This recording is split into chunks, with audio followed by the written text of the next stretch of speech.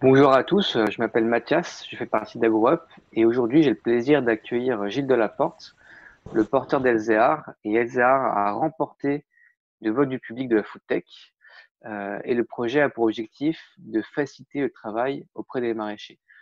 Gilles, est-ce que vous pourriez nous présenter votre projet? Tout à fait, bonjour Mathias. Elzéar, c'est un projet mené par trois fondateurs, hein. Aujourd'hui, on a commencé à démarrer ce projet en 2018 et aujourd'hui nous avançons vers les applications. L'objectif d'Elzéar, c'est de fournir des outils d'aide à la décision et au pilotage des exploitations pour les producteurs maraîchers et légumiers. L'idée, c'est de leur fournir des services tout au long du cycle de la production pour leur faciliter le travail, leur permettre de gagner du temps, de se connecter à leur marché et d'optimiser leur production. Voilà les grands objectifs, sachant qu'on s'inscrit bien évidemment sur quelque chose qui est une durabilité des systèmes et on va essayer de promouvoir quelque chose qui est un progrès pour aller vers des itinéraires techniques et des systèmes plus durables qu'aujourd'hui en termes de méthode de culture. Voilà rapidement notre projet. D'accord, merci. Est-ce que tu pourrais nous partager l'évolution de ton projet à l'avenir?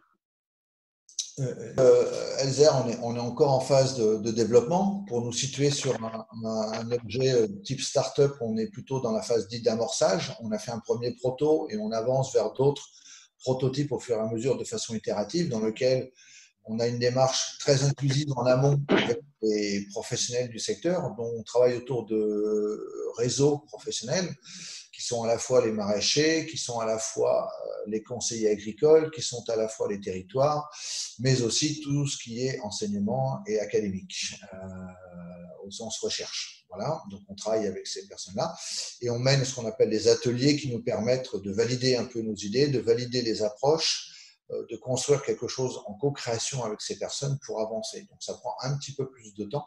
Par contre, cette démarche inclusive doit nous amener à réaliser ce que l'on veut, c'est-à-dire introduire notre application en début d'année 2021 avec trois grands modules, si je peux les résumer comme ça. Un premier module autour de la planification pour aider et programmer sa planification à l'année et son assolement, un module de pilotage et de suivi des cultures et un module d'exploitation de l'information et de médias, c'est-à-dire à la fois pour le maraîcher ou le producteur professionnel, de pouvoir analyser son activité, avoir des tableaux de bord, etc. Mais c'est aussi pouvoir communiquer avec toute la filière aval et transmettre de l'information et des données de type catalogage ou de type traçabilité vers la filière aval. Parce qu'on travaille sur des modèles de données ouverts que nous travaillons aussi avec d'autres communautés comme GS1 par exemple sur le marché.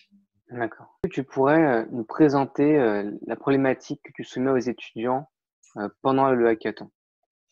Euh, J'ai parlé de trois modules, donc la planification, le suivi et le pilotage et tout ce qui est média. Donc le module qui est quand même très important, c'est ce module de planification. Donc on a basé les trois problèmes exposés autour de cette planification. Pourquoi? Parce que si on fait correctement cette planification, on va pouvoir générer beaucoup d'automatisation pour la suite pour éviter à l'agriculteur ou au producteur de perdre beaucoup de temps dans les saisies ou dans les analyses. L'idée, c'est qu'on doit lui mâcher il est maître à bord, il pilote tout, mais on doit lui mâcher tout ce qui est tâches qui lui coûtent du temps. Par exemple, les saisies de temps, des choses comme ça, on doit lui mâcher. L'idée, c'est du one-click, tout ça. On doit lui offrir des interfaces qui lui permettent de visualiser ses parcelles très facilement, de voir ses historiques, comment ça s'est déroulé pour ses rotations de culture, pour voir ses associations de culture. Pour faire tout ça, en fait, le module planification est indispensable pour dire en fonction de mes besoins, de mon contexte de production, qu'est-ce que je veux produire et qu'est-ce que je veux produire. Et je peux simuler ça, travailler ça. Et donc, pour cette partie-là, il y a toute une démarche de planification. Donc, la première problématique qu'on soumet, c'est comment on peut représenter, vu métier, cette démarche, parce qu'il y a plusieurs points d'entrée possibles, plusieurs options possibles. Et c'est un petit peu j'allais dire, structurer cette démarche potentielle avec les différentes variables, différentes options pour construire les bons algorithmes qui vont autour. Donc le premier problème, c'est celui-là, c'est comment structurer cette démarche de planification de manière à ce que ce soit le plus évident, le plus simple et le plus métier, on va dire, ça correspond parfaitement à l'approche d'un maraîcher. Et on va demander ça, un truc. La deuxième démarche, le deuxième problème, c'est la partie qui s'associe à ça, c'est je planifie des cultures, des séries, pour une production donnée, des rendements donnés. Et derrière, il faut bien le gérer. Donc, c'est toute la partie planification des plans d'irrigation et toute irrigation qui est associée. Donc, ça, c'est le deuxième problème. Et le troisième, c'est, mon sol, il a besoin d'être amendé, plus ou moins en fonction du type de culture, de sa situation, etc., de son état. Et donc, c'est tout ce qui est plan de fumure prévisionnel. Et donc, c'est travailler sur la représentation et la modélisation de ces plans de fumure prévisionnels pour les accrocher à la planification. L'idée derrière, c'est qu'à la sortie, un maraîcher doit se poser des questions. Ben voilà, j'ai quelques restaurants, ils me demandent ça. L'année dernière, ça a bien marché, ça n'a pas marché. Ça me coûte plus de temps que ça. Je préférais faire plutôt des tomates que des salades, etc., etc. À partir de là, il définit ses bilans de l'année passée, ses constats de contexte, ce qu'il veut produire, les demandes qu'il a, les besoins de production qu'il a. Et à partir de là, il peut jouer sur tous ces paramètres pour aller définir ses assolements. Et ça va l'aider à générer ses assolements, planification, donner un premier niveau de représentation. Et lui, il pourra bouger à partir de là les variables pour les valider. Une fois qu'il aura validé ça, il faudra qu'il branche l'irrigation, les fumures, les amendements, tout ce qui va avec. Et derrière, il aura tous ces calendriers culturaux qui seront automatiquement générés pour le suivre. Voilà. Un mot pour donner envie aux étudiants de travailler avec toi. Mon mot, c'est demain. On en a beaucoup parlé aujourd'hui.